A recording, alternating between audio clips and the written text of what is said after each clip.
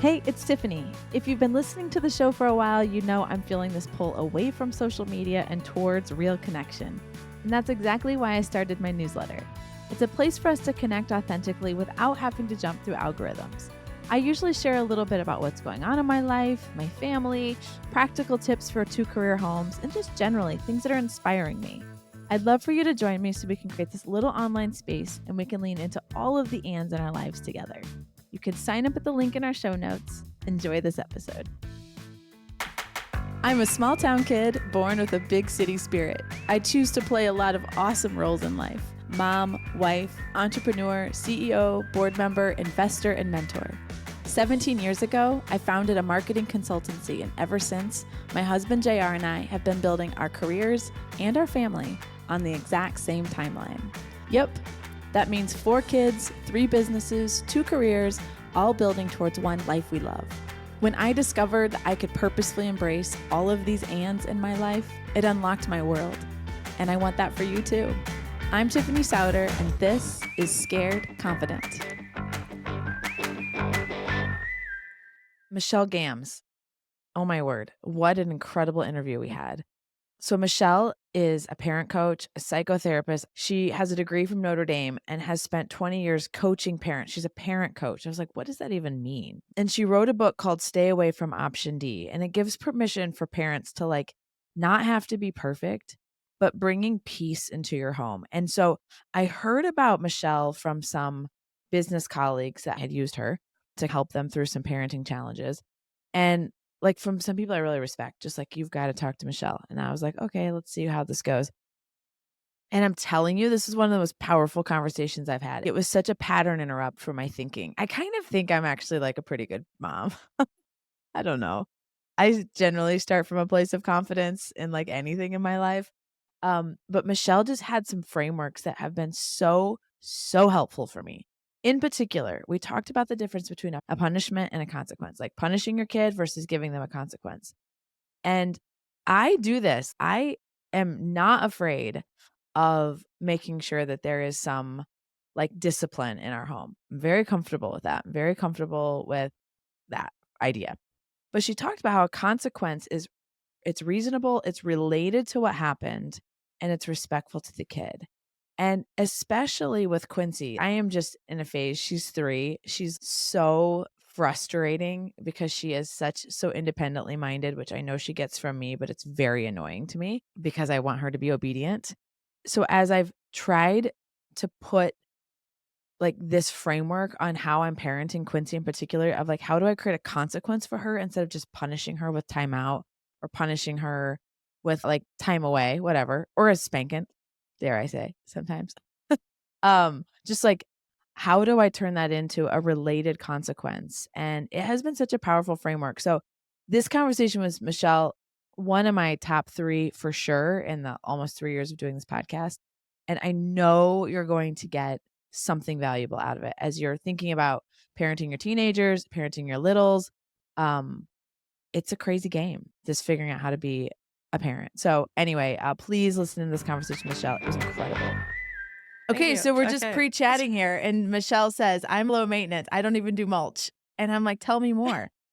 Was this a choice, or is this just who you are? No, it's who I am. But has it always been who you are? Yes.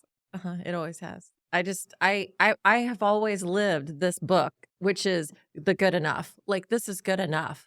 It's just good enough. And we exist in good enough parenting, which is B. Stay away from option D. B is good enough parenting. Well, what's option A? She brought me a copy of her book. I have not read her book. I've listened to your podcast that you did. Yeah. I don't know, maybe a couple of years ago. You're not doing it right now, but we'll share it because people should go listen to it. It's really good. But what's option A, B, C, and D? Tell me through. Okay, stay away from option D. Option D is harm, like yelling at, shaming, spanking your kids, humiliating. That's harm. And so it's to give parents a range, A through D. Just stay away from D and you're doing a great job. A is textbook, best case scenario, ideal, 10 out of 10. That's not realistic. People expect that of themselves, though. The whole do your best thing. Do you get dressed your best every day? Do you make your best meal? Do you communicate your best? No, no. We live in good enough, which is B. B is good enough parenting, good enough, good enough, period, which is the mulch thing. No mulch, it's good enough. Doesn't have to be perfect. That's Doesn't excellent. have to be perfect, man. Uh-huh. And then C is do no harm. C is shut the hell up and walk away because you're going to do D. And it's way better to do C, which is Mm, breathe, count, go outside, whatever you need to do. And I like reminding myself and every client I have is I'm 100% responsible for what I say and what I do. mm, You're 100% responsible for what you say and what you do. So if you yell at me, that's on you. If I mhm, yell back at you, that's on me. You hit mhm, me, that's on you. I hit you back, that's on me. mm. So that's what I expect out of children as well. Like people can do whatever they want. You're in charge of yourself. So anyway, that's how I give the range is like there's no perfect, but give yourself the range and you're doing great. You're doing great. So you have like this is amazing. You have internalized this to a place where it's like this is like literally my worldview and everything It is is good enough good enough. is how we're gonna do this. Well, yeah. And sometimes when you have the resources and the patience and the ability and the knowledge, you'll do A. Mhm. And sometimes you're like rocking it, man, today, but that is not realistic to exist in Mhm. that. This is not. So the do no harm thing, like, okay, one of the first quotes in the book is the Dalai Lama. There's a story about the Dalai Lama and he shuffles up. He's, paid to come present. He shuffles up to the podium and he stands up there and he says, love each other. And then he goes and sits back down and everybody's like, we paid for this. Mhm. Like, and then he shuffles back up and he says, well, if you can't do that, just don't harm each other. And that's what I'm talking about with Mhm. children. Mhm. Like, we can't do our best all the time. Mhm. Just don't harm them. Well, I think in a working parent context, it's just Yeah. my worldview is as a working parent. We Yeah. use this word guilt Oh, a lot about yes. like I feel guilty for Yeah. this, or I feel guilty I'm not present. I feel guilty I'm Yeah. not, present. Blah blah blah. I feel guilt, and at some level, it's holding ourselves accountable for that gap that you're talking about, perhaps between what is my best every time, which is an unsustainable expectation to have ourselves, and what I can do. I don't know. How would you respond to that word or that feeling that I think too often is at the tip of our tongue Yes. about how we describe ourselves and Yeah. describe our interaction with our parenting experience? Girl, the minute you have a child, you have guilt. The minute you Does it become a have to be mother. a mandate though to feel that way? No. I don't No. think so either. I Okay. agree with you. Yeah. It doesn't, but it's given the minute you have a child. That's what I want to normalize. Mhm. Because it's the good enough thing. What is good enough? And that's what we have to define. What's good enough? Because that is that gap of what you're saying. If it's not perfect or I didn't do it well or I did, no. That is not realistic. And so people that's why I think this is so effective because this is what people do to themselves. It has to be 10 out of 10 or I basically failed. Mhm. Instead of there's these two other options Mhm. that are all great. Mhm. And so that's the gap you're talking about. Like, because people think, oh, okay, if I didn't do it great, then I go to bed guilty. No, that was Mhm. really good. So people walk in like after knowing that's like this so simple. And they're like, Michelle, I didn't do D. I didn't do D. Mhm. I'm like, that's success. Mhm. Like, you don't have to be guilty about any of it. It's like we're doing our human best. The other thing I think I hear you saying is I have tried to decode this feeling of guilt because I want to say, hey, it's a choice to feel guilty. How do I unchoose it for myself? But what do I do instead? Yeah. Because I can't just feel nothing. Okay. And so I've started to interrogate when I feel guilty, it often means I have a value that I violated. And I think this is maybe what you're saying is we go from option A, which is like, hey, I'm behaving in the way that I imagine a sitcom parent showing up. Like, it's scripted and I'm on my game and all this kind of stuff. Or I lose my ever loving mind. And so I violated what you talked about, which is like kindness. I violated seeing my kids as, people that I want to respect. And I've maybe shredded those things. And so that's why I'm feeling guilty. I don't know. Yes. Does that? Yeah, because it's less than. Do you expect for yourself? We have to expect realistic things from ourselves. Be realistic that you're human and you're going to have days that really are not they're not shiny at all. And so are your kids. So Yeah. you're normalizing that. And so we're normalizing being human. And it's okay to be human for them and you. So I am in a particular spot in my household where we have a high school, middle school, elementary, and preschool. And so I feel like a rubber band, like my Girl. freshman in high school is, rightly wanting to exercise independence and decision making, and I want to encourage that. And then my 3-year-old still very much needs protected from herself. And so I sometimes I think get Yes. like, holy crap, I'm digging into a lot of wells. And I'm newer at the freshman year, than I am at the younger one. And Mhm. so I don't know, what advice do you have for parents that are maybe in just a lot of different phases and stages? Or maybe it's just think about how our job as parenting evolves as it is, from a 3-year-old up to 15-year-old right now for me. Yeah. I think the most important part you said in there is the 3-year-old, you kind of got it there. You kind of know what Mhm. you're doing. This is your fourth time around there. Mhm. There's confidence with that, which is part of your podcast name. Mhm. Mhm. You have confidence in that. But when we're in new, it's unknown, it's uncharted waters. And every parent of a teenager is breathless.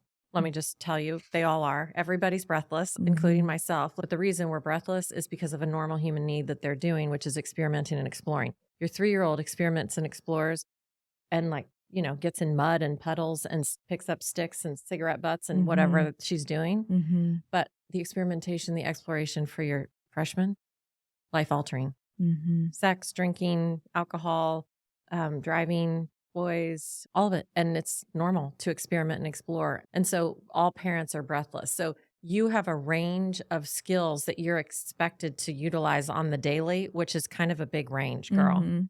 Like that's a Mhm. big range. And so I'm over here kind of um impressed and like that Mhm. it's like that's a lot to shift. Like it's like which gear am I in a little bit? Mhm. Like Mhm. I'm going to be the mother of a toddler. Wait a minute, I got to shift over here because you said the 3-year-old needs to be saved from herself. So does the 14-year-old. Mhm. She needs to be saved from herself too, Mhm. which is a different kind of saving, you know. Yeah, It is. totally. My 14-year-old is like the quintessential firstborn, I would say, and I've talked to her about this. I was like, "You're the things that you struggle with are like perfectionism." It's not things that on the surface actually look that destructive, Yep. but they are in different ways. You know what I mean? In Yes. different ways. She's not curious about drugs and stuff like Yep. I say right now. I hope Right. never, but Right. whatever. Um, but it is figuring out how to be present for her and where it's like helping her mind form well. And I think about this like reactive and proactive posture to life. Like you talk about your choice of being low maintenance is a proactive decision. Mm-hmm. In I've already made this decision. I can export that choice in everything I do. Mm-hmm. It's pre-made. Mm-hmm. And I think about proactive versus like reactive parenting. Like some of Yes. it is Oh, yeah. how do I have a crystal ball for her a bit of like, hey, I don't know everything you're experiencing in high school. I have been there before. And so how do we start thinking through some of these scenarios so that proactively I have a shot to Mm-hmm. like inform her behavior and decision making versus it always being reactive, which is oftentimes we most react when it's negative. Like, why did you do this?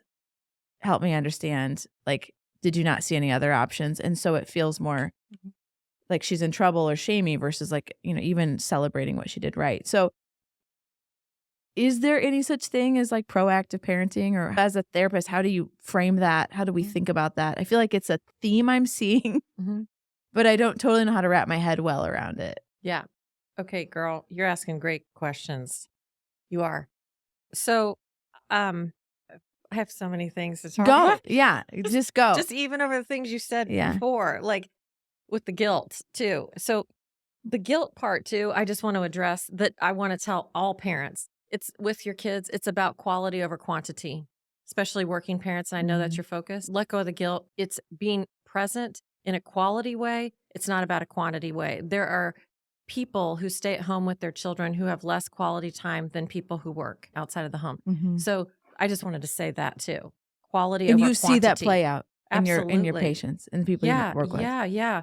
It's the letting go and knowing like, okay, I need to be fully present Mhm.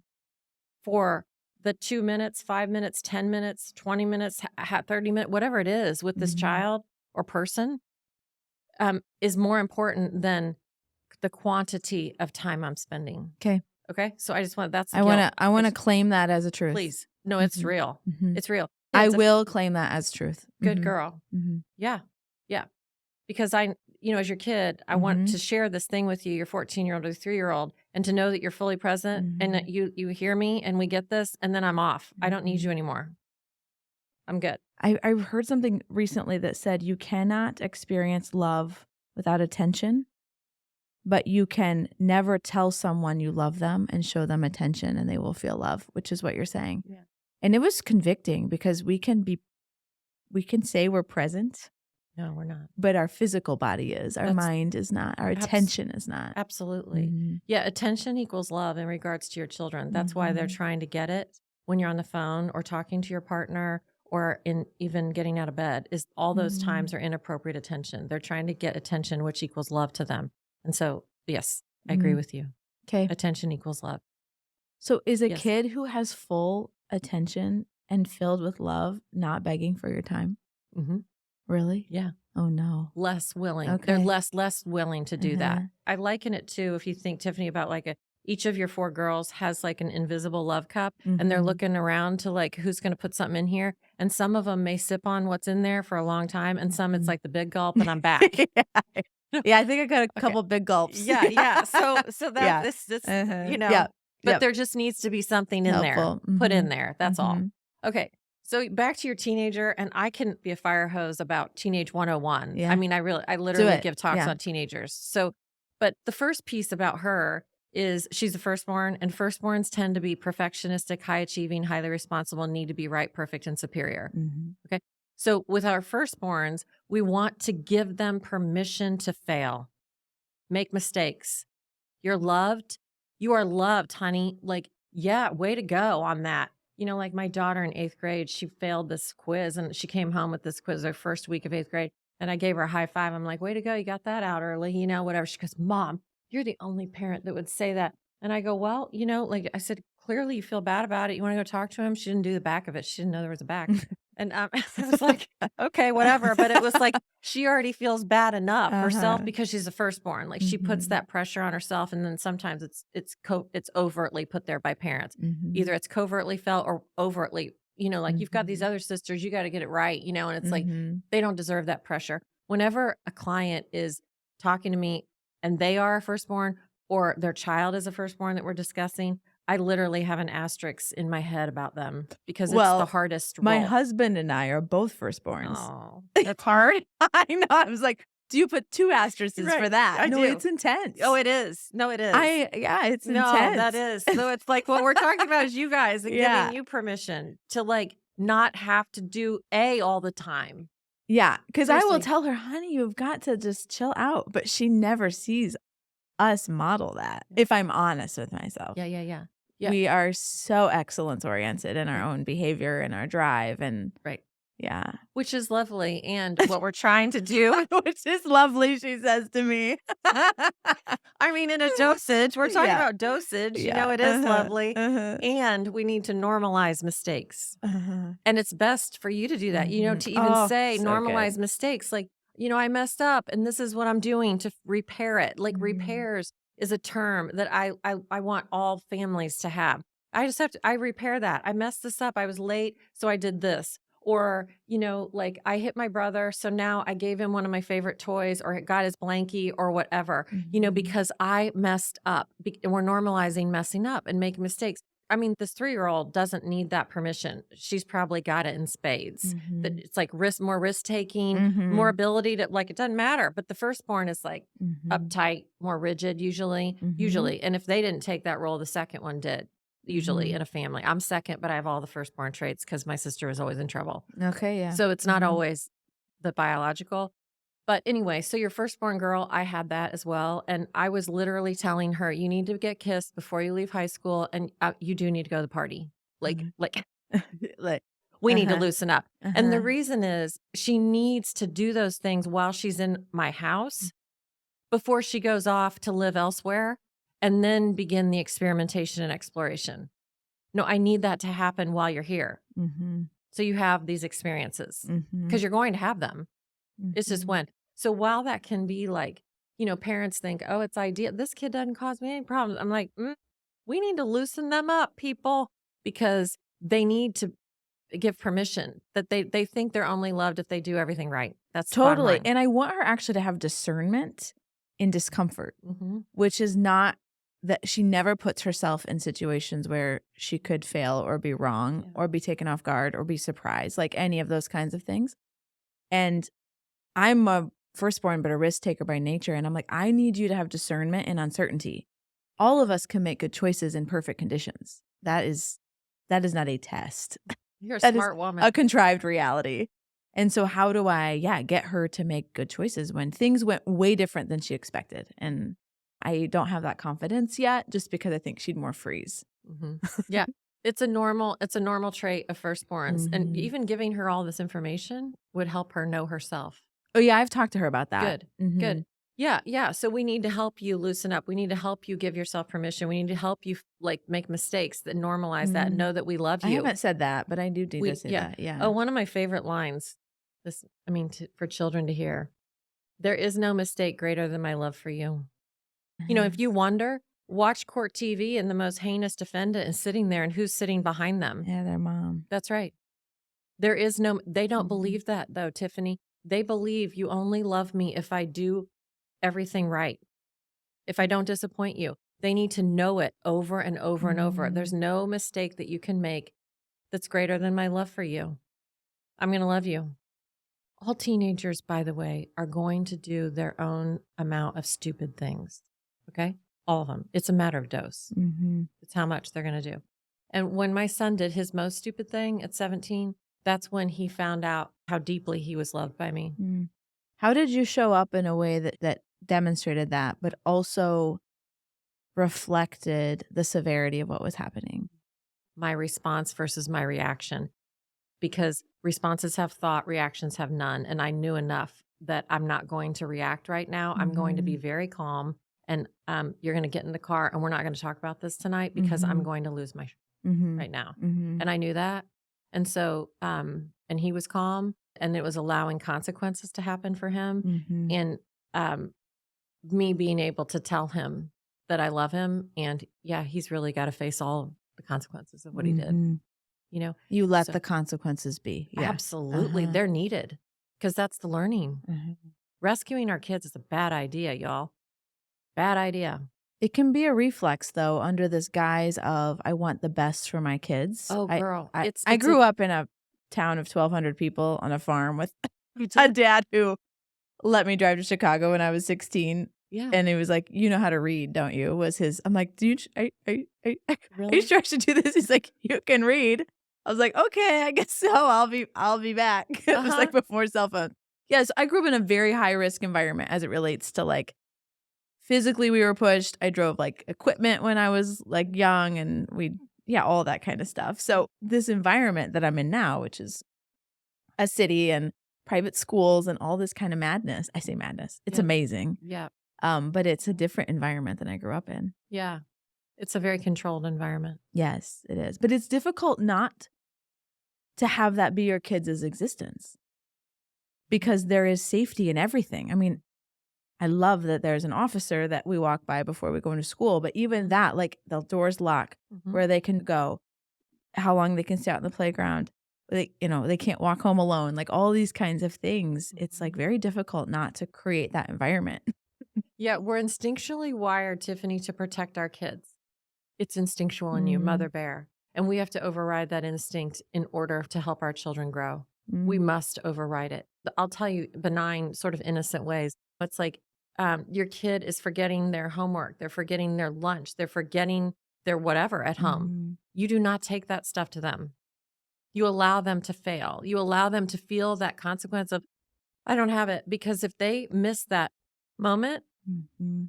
they don't change their behavior. I got somebody Mhm. who's going to bring it to me. It's no problem. Mhm. They need to feel that discomfort. They need to feel that to change their behavior. So then it's, well, I wonder what you'll do with it tomorrow. I wonder how you'll remember tomorrow or where you'll put your stuff. Or, it's like you're allowing them to solve that problem and not saving them. And I understand what you're saying. We all are wired to do so. So it's Yeah. where's the line? But we need them to feel all the feelings of disappointment, frustration, loss, all of it before they leave us. Mhm. So they're okay with themselves when they fail, when they mess up, when they are disappointed. And they're like, I'll figure it out. I'll figure it out. Mm. That's grit. Mhm. And we need grit. And in order to give grit, and I know we're here interviewing in Carmel, Indiana, but in order to give grit, you got to stop doing everything for your kids and you stop giving them everything. Because if they have everything, they're very comfortable. Well, it's easier. I wrote Yep. my number one question is Yes. that I hear from people too is like, how do I make sure my kids don't grow up spoiled and entitled? Oh, God. This is like, Yes. I think the prevailing, Yes. to me, it kind of is the center of the fear in this 2-career home that we Yes. have. Yep. There's a lot of financial resources as a result of the choices my husband and I have made. Yep. And there are things that we have in our house that make it so that it's easier for me, Mm-hmm. Mm-hmm. so that I have capacity for them and I have Mm-hmm. time to go to the sporting events and I Mm-hmm. can leave, Mm-hmm. and so I think as we find ourselves in these spaces where there's privilege that most of us didn't grow up with, Yes. how do I make sure they're not spoiled and entitled? Every American child is indulged. Let me start there. Every American child. Like, doesn't matter. We all have way too much stuff. So, in order to begin that journey, there has to be a distinction in your home and the language with children, the difference between wants and needs. Mm. Because, and let me break that down. So, it's as simple as discussing wants and needs. So, to explain to your children that dad and I, or parents, whoever we are going to provide what you need. And what you need is food, clothes, and this house. Those are needs. You need a house, you need clothes, and you need food. Mhm. Those are the physical stuff. Okay, so we're going to give you those. Wants are things that you will not be getting everything you want. And so I need the child to begin speaking in those terms as well. Is this a want or a Mhm. need? Because, when I have teenagers in my office with parents, I literally will tell them, like, okay, let me help you here. A phone, braces, a car, those are all wants. Those are Mhm. all privileges. They are not needs. These are not things that you're entitled to.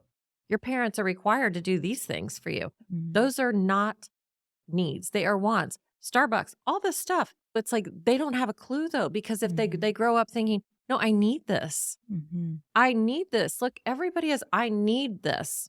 No, you don't. No, this is not a need.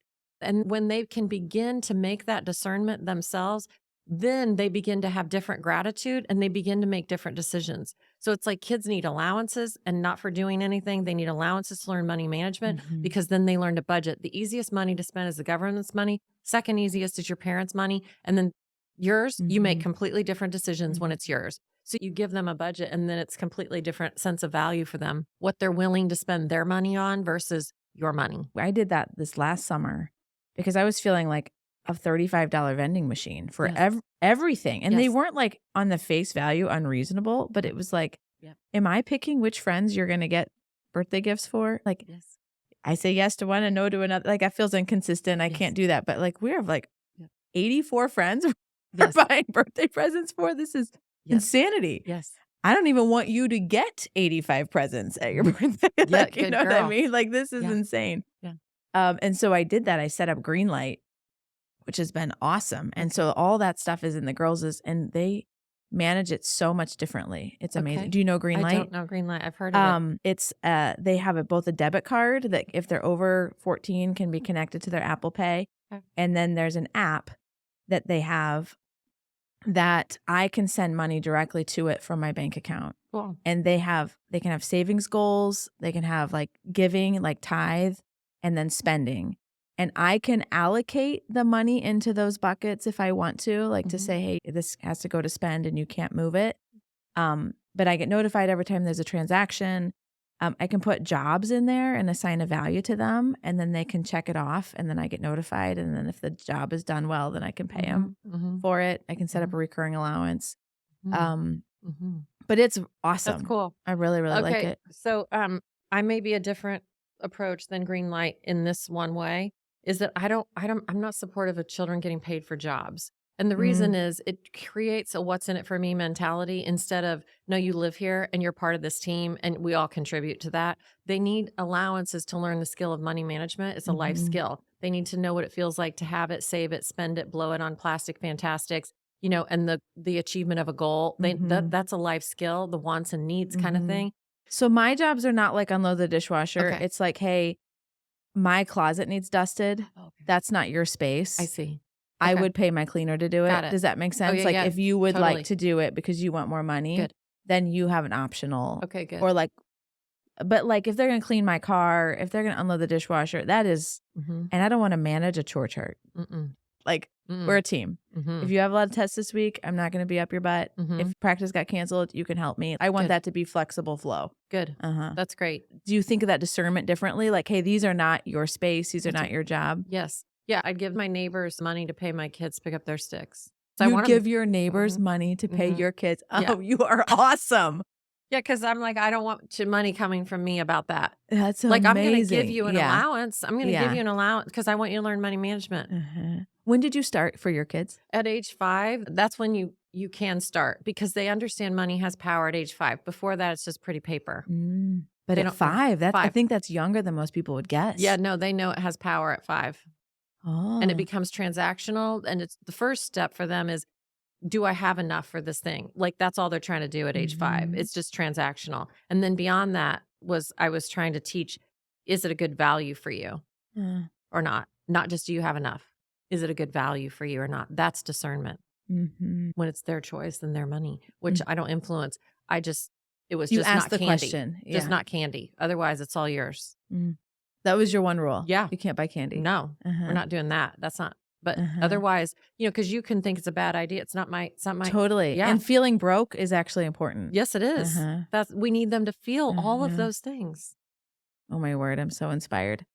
I think we can get so lazy in this. Oh, yes, I don't because it think makes it easy. we can get so lazy in this. I Go on. am lazy in this. Go on. You just get so busy Yes. and you think, oh, they're picking it up by osmosis. My parents were so diligent. I bet I was in 7th grade and they put us on a cash budget. And it was, so, I would say, more by necessity in my household at the time, where we had money for like going to basketball games. We had cash for clothes. And it was like, this is all I had. And there was no more. Yeah. And I remember, running out, buying a $60 sweatshirt when I really should have bought like 3 $20 shirts, and like I didn't have enough shirts to wear. See how you learn? Totally. Yeah. And I just look at myself and I'm like, that discomfort of looking at my kids' disappointment of like, I only have 3 shirts to wear. I'm a like wimp. Yeah, yeah. Oh, yeah. Girl, our job is to be firm and kind. Yeah. That's it. Firm and kind. I can't You wait to be. even say it with a very thoughtful smile. I do. You do. Firm and kind. I'm firm and kind. Because I'm meant to be firm and kind. As a parent, I can't wait to be a grandparent where I just get to be kind. I don't have to teach them anything. But these kids of ours, we got to groom a whole bunch in them. We are not their friends. They get 2 shots at a parent. You're it. Is this all this acute to you because you obviously you've learned it through what you've studied? Yes. But what was your own childhood experience? I had a similar one to you. Okay. I grew up on 45 acres in the country and I drove all kinds of things and I felt very capable because of that. Interesting. Yeah. And I used to say I'm a recovering Catholic. I'm recovered. My whole education was Catholic. Okay. But I'm no longer in that space. You've worked that. I worked through all that. Yeah. So you always felt a sense of, I have purpose. And well, yeah. And I learned the value of money through that. It was an unusual childhood that I had. I grew up in the country, but I went to school in the city. Yeah. So I had this 2 worlds. But it was a very cash-based growing up as well. And I worked. And so I knew the value of money. Like, it wasn't this indulged space like that, like it is now. Yeah, I worked from very young. We worked in the fields. I worked all through college. My parents paid for school, but nothing else. That's right. And Me so too. I had to pay for my car and ride the public transit to the mall to work. Like, Yeah, good for it you. was horrid. Yes, I yes. hated it. Yes.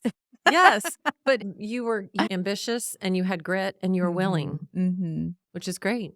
Yeah. And like, I think my dad was so willing to put us in uncomfortable situations that I almost am attracted to it now. It's familiar and normal to you. Yeah, that's true. Yeah. So we're drawn to that, which is familiar. Okay. Is there anything on your papers that you feel like we should talk about? Okay. Well, people don't realize that family meetings are the best. Like, our family meetings used to be Sunday afternoons, like, you make it the same time every week. Okay. So you have a family meeting and then kids can put things on the agenda that they want to talk about. Like, you put it up somewhere. Okay. And we want it to be brief, not this like basically bitch session because nobody's going to want to come to the family meeting then.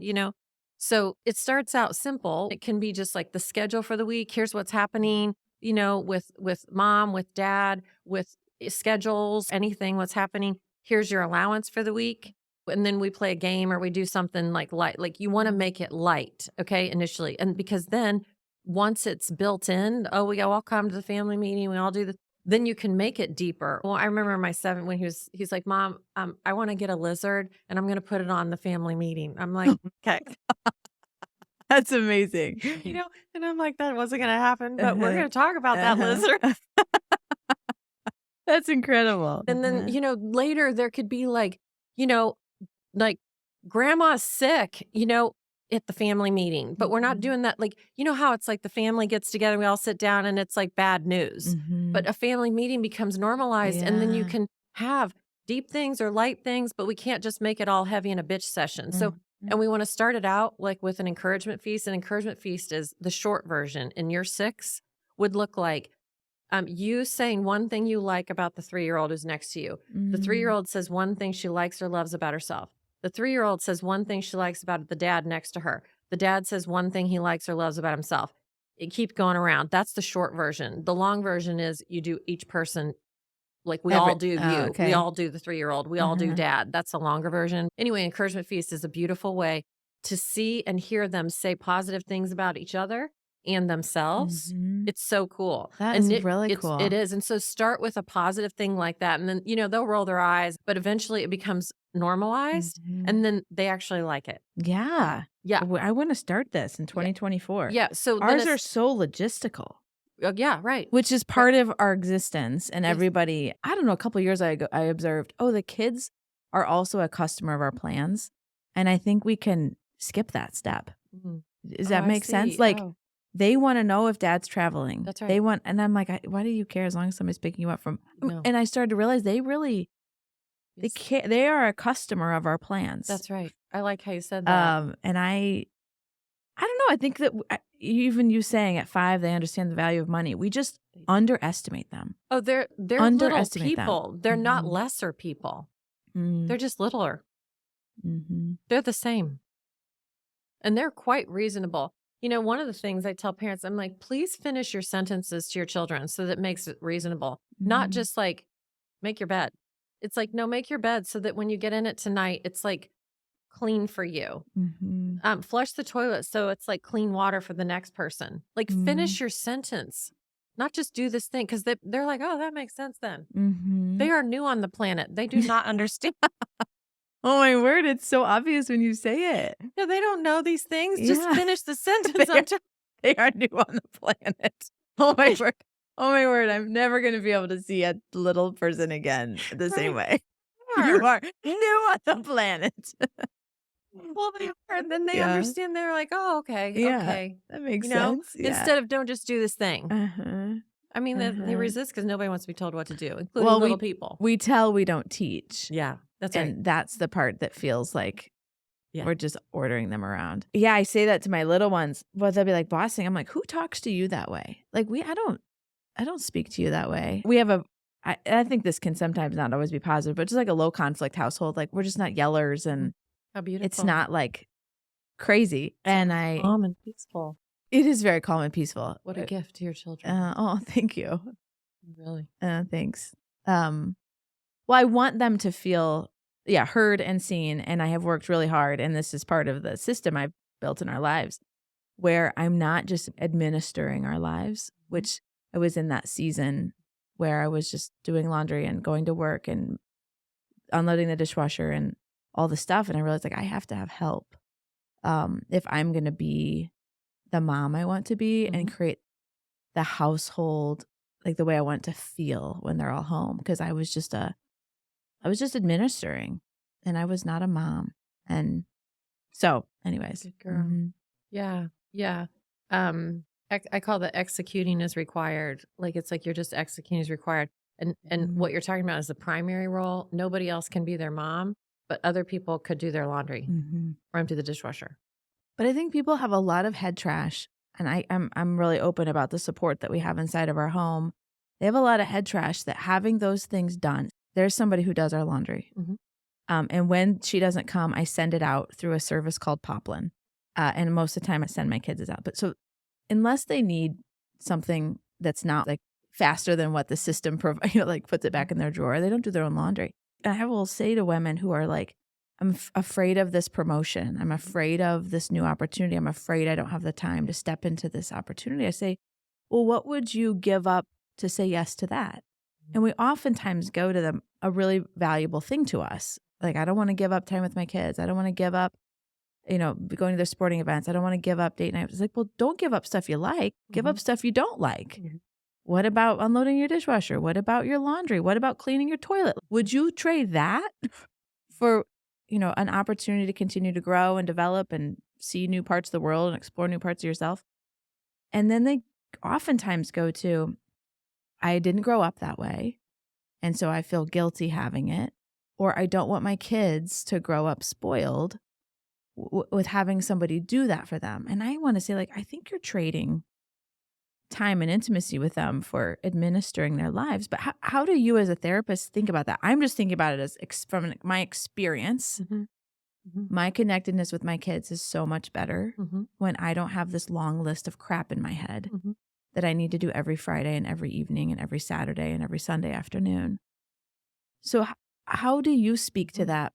Well, I think it's a beautiful intention for it, and your precision, I guess, with it. And there's a time that all of those life skills your children need to know. Yes. And so that has to be done, which is, when they're 12, yeah, you do need to know how to do laundry. And so this is going to be outsourced to you. Your laundry is yours, because otherwise they go off and they are handicapped. So walk me through this. Yep.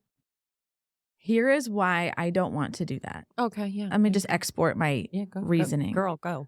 I don't want to have to manage it. Yeah. That is my reason for not wanting to have them do it. I don't want to have to manage it. But I guess if I just let them deal with the consequences of not having stuff, I don't have to manage it. That's right. It's the easiest thing, because you don't have what you need. Sounds like a problem for you. Okay, let me tell you my other reason. This one is also very not a good reason, but it is my reason. Yeah. I like things to be tidy. Yes. Yeah. Yes. You're like, I knew you were going to say this. I know. Firstborn, right? My brain cannot handle physical chaos. And so that's part of it too. Yeah. I want it washed, folded, and put away, like in the same day. Okay. I just need to chill out. She's like, let your daughter fail. Yeah. We're going to need to loosen up there. I'm going to need you to go ahead and come to my office every Tuesday. Well, I understand it. I'm the same. And okay, this is what I try to remind parents. Like, the whole house, the community of your house, girl, you're defining. You're defining how the living room, kitchen, you get that. These rooms of theirs, they need to be theirs. I've got this mom of 4 kids, and when I talked her out of remaking her kids' beds, she was like, "What?" And I go, "No, you got to stop, because first it's creating this, it's not good enough what they do, and they're not creating their own systems." Like, I had this mom, real close friend, and she came into my son's room. She goes, "Oh, this looks like my son's room. Piles here, pile here." I go, "That pile's clean, that pile's dirty." And she goes, "Oh, at my house, that's organization." Because it's like, this works for him. This is not my preference, but it's not my room. And so I'm just saying, at some point we need to shift. I understand what you're doing. And there has to be intention then at the family meeting of, hey, at some age, you guys, we got to learn some life skills here that you haven't had. How to clean, how to do laundry. This is a good one, Tiffany. I walked into my alterations gal once, and this man, grown man, walks in with his button-down shirt on a hanger and said, "Can you sew this button on for me?" I went home. My son was 13. He's got like big hands. And I was like, "Dude, we're sewing on a button now." Right now. Now. Because you're going to learn how to do this, because that is not going to be you, where you are driving a car to go drive to an altar for her to sew a button on for you. I just was like, thank you for teaching me that, sir, that you are like handicapped. Paste this in here, but there's this little graph, not that people can see this, but I love this graph. And it starts with when a kid is born age 0, we're doing 100% of the tasks for them. They can't eat, sleep, poop, anything without us. When they're 1, they can put the Cheerios in their mouth. They can put the banana in their mouth. At 3, they can begin to, put their own clothes on. At 5, they could sort the silverware. At 7, they could feed the dog. At 12, they can do their own laundry. Everything needs to be handed over because otherwise we're sending off incompetent people. Yeah, you're right. That's the problem. So the question is, what is something that I'm doing for my child that they can and should be doing for themselves? At 3, it was like teaching my son, here's the bucket. Yep, 5 times over your head, that kind of gets it out of your hair. The shampoo. Like, I'm not going to be that for you because we have to make them independent people. You're not going to like this either, maybe. Okay. You're not Oh, give it to me. I'm open. I'm open. Okay. So I just posted this. I put it on my story this week because I watched this short interview between Dr. Shafali and Oprah. And Oprah says to her, she's all about conscious parenting. And she said, you want us to become irrelevant to our children. Could you say more about that? Irrelevant to our children. Imagine being irrelevant to your children. That's actually our goal because we want them to thrive and have grit and be able to do all the things without us and not need us, depend on us, have us rescue them. They're incapable and we've handicapped them if so, which hurts our ego. Oh, I don't want to be irrelevant to my kids, but we're handicapping them. When I see that there is the middle-aged adult that's living with their parent, I'm like, has forever. I see that as about the parent. That's not about this person being incompetent. Like the parent needs and it's taking out their needs on that child. Yeah. I learned this concept in sales training, but I've worked through it a lot in my own life as an achiever. My identity quickly becomes my achievements. And so my role is what defines me instead of really understanding who am I without any output, without any making, without any growing, without anything. And I think that I'm really grateful for that journey because I can see how this job of being a parent becomes our identity. Yes. And so then we do a lot of things to make that forever true instead of being whole and complete and independent. My identity is independent of my kids. But I delight in the role I get to play for them. But that is a really challenging perspective.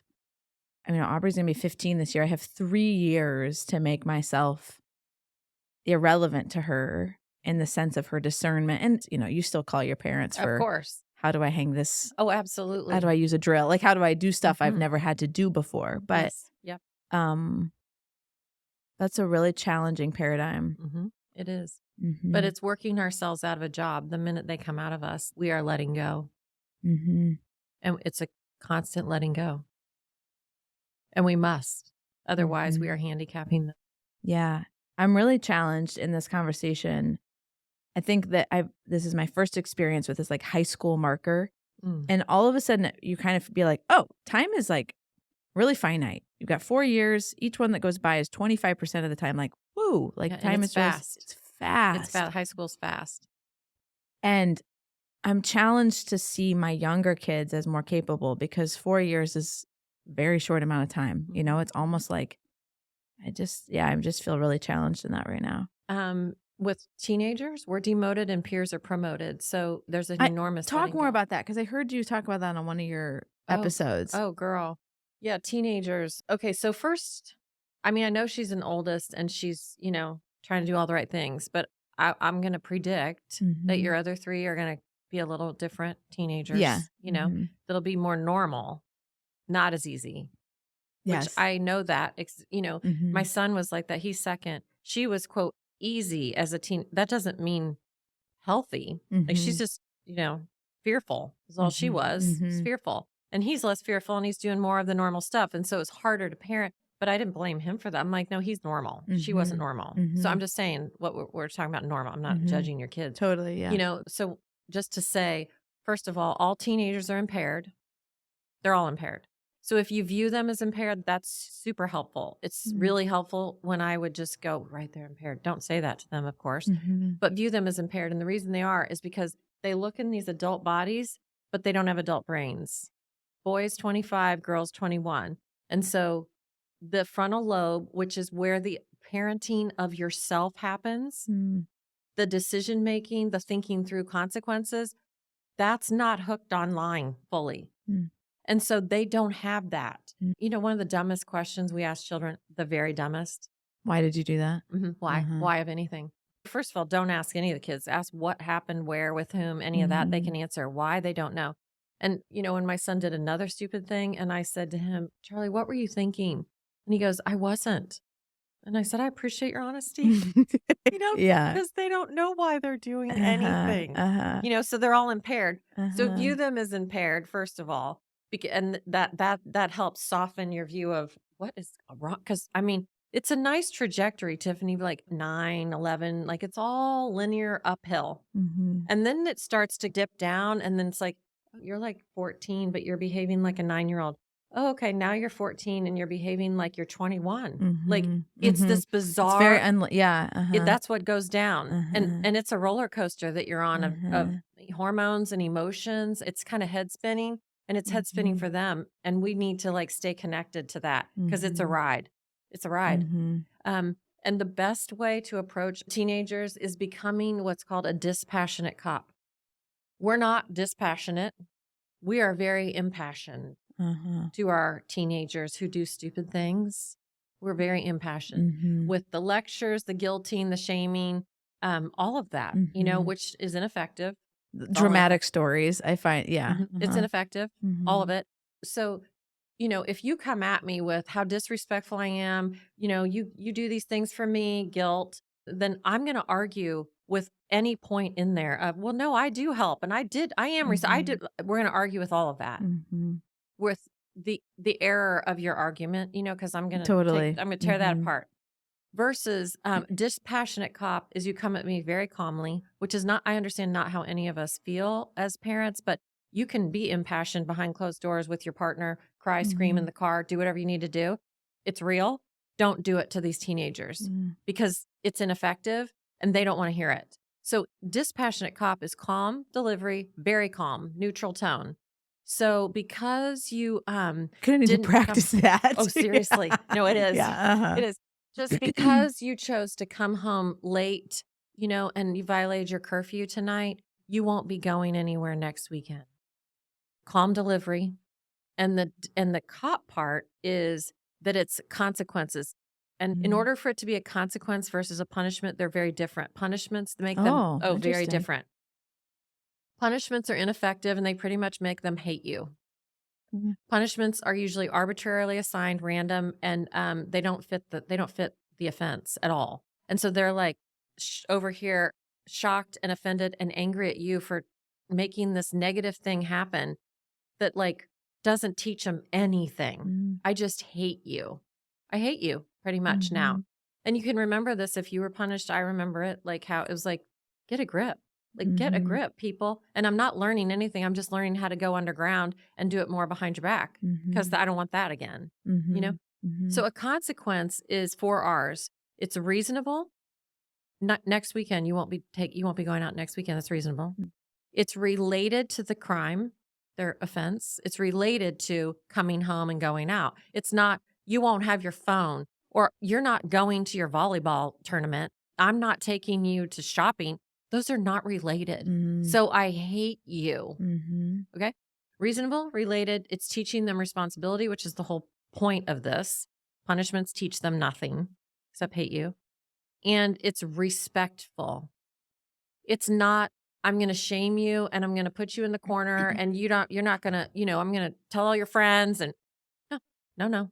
You see, Mhm. then it's effective. And when we do that, Tiffany, over here as a teenager, I'm left with kind of like, I did this to myself. Mhm. When it's a consequence that is calmly delivered, I still won't like it necessarily, but underneath, I'm like, I Mhm. did this to myself over here. Mhm. And I'm taking the consequence, which is again teaching our children something instead of this I hate you and I'm just going underground and I'm going to get behind your back because I could have this random thing happen at any point from these Mhm. things. Like, no, we're going to make it tied. And that's the hardest Mhm. part for parents is making it related because we don't know how to relate things sometimes. And I was telling you about that mom of 4 kids. And she said, Michelle, I can relate anything to that phone. And I'm like, good girl.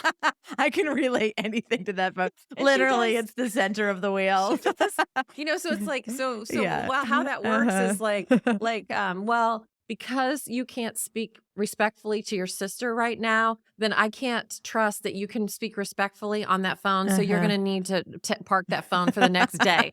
That's how it would make, you see, that's Uh-huh. how it would circle around to make sense to that kid Yeah. of it's reasonable, it's related, it's Uh, teaching responsibility, it's respectful. Not I'm grounding you for a month or you're not going, I'm like, that's not a consequence. uh-huh. That's a punishment. So how does that same idea work with somebody younger? So I'll give you a very specific Yes. example. Yes. My 3-year-old Quincy, she's a climber and I Mhm. let her climb. It's fine. She gets up on stuff. She figures it out. There's this one spot though.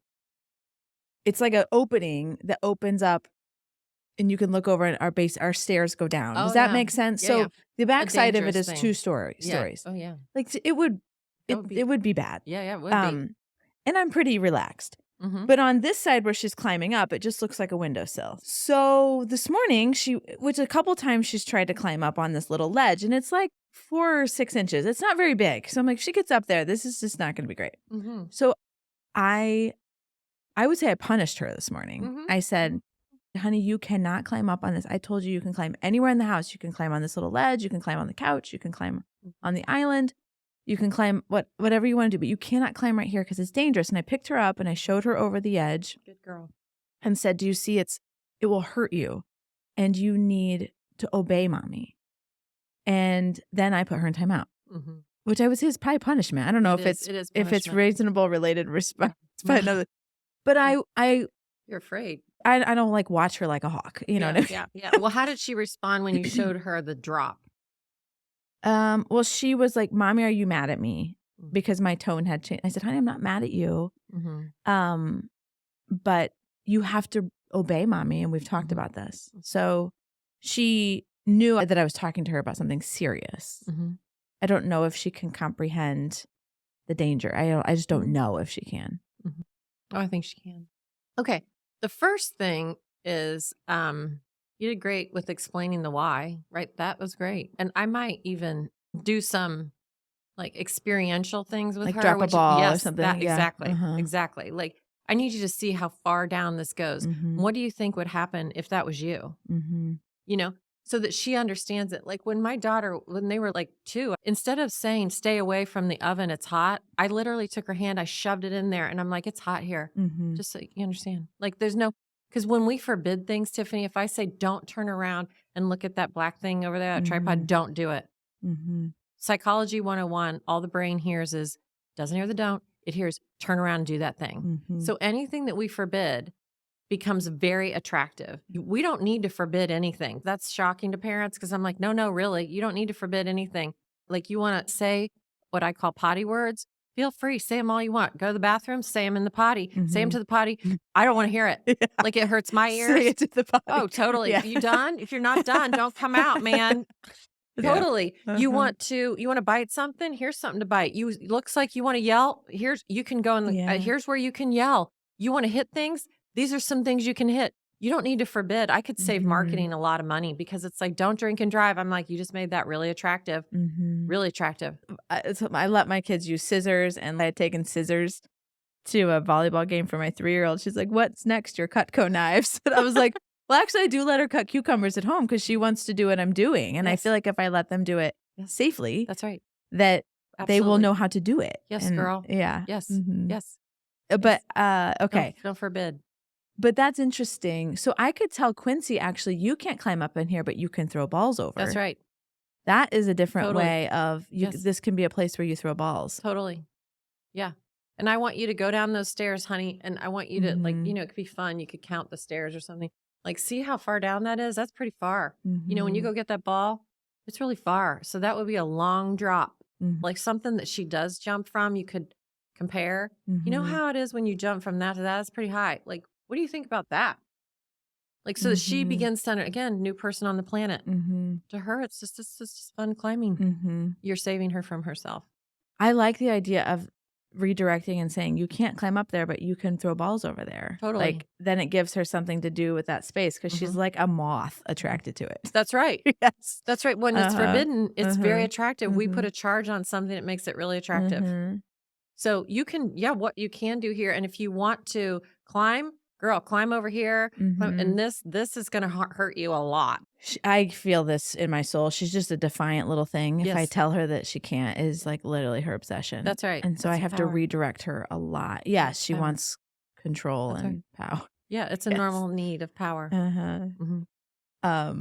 So helpful and amazing. Yes. Okay, this has been the most fun. If people are interested, Michelle, in your work, Yes. what are the ways someone can work with you or get access to your brain and experience? And then we'll drop links and show notes. I know you've got a lot of access points. So what does that look like? Yeah. So free. There are 25 podcasts on my website, michellegams.com, free. And there are 35 YouTube videos that are all free. That's just like basic good information stuff. The book on Amazon, Stay Away from Option D. I don't know, it's like $15 or something. And then if you want to drill down on specific things, there's like bundles of workshops. Like if you want to learn about fighting, if you want to learn about power struggles, if you want to learn about how to handle feelings, those are there like in bundles. I think they're like $99 or I don't remember. And then there's the deep dive, which is everything, is a 4-week course. It's 8 hours online of videos broken down. And so 4 sessions of that, and you get the whole thing there. Awesome. Yeah. Awesome, Michelle. michellegams.com. Yes, we'll put links in show notes. Yeah. This has been a gift to me. Thank you so much. So fun. And I have something to say too about Yes. you probably know this about the title of your podcast, Scared Confident. Do you know the Eleanor Roosevelt quote? No. Come on. Okay. We gain strength, courage, and confidence by really looking fear in the face. We must do the thing we think we cannot do. That's your title. I have chills. We gain strength, courage, and confidence by really looking fear in the face. We must do the thing we think we cannot do. Behave, act while scared will give you confidence. Thanks for having Thank me. you. Thanks so much, Michelle. This was awesome. Thanks. Thank you for joining me on another episode of Scared Confident. Until next time, keep telling fear. You will not decide what happens in my life. I will. If you want to get the inside scoop, sign up for my newsletter. We decided to make content for you instead of social media algorithms. The link is waiting for you in show notes, or you can head over to tiffanysauter.com. Thanks for listening in.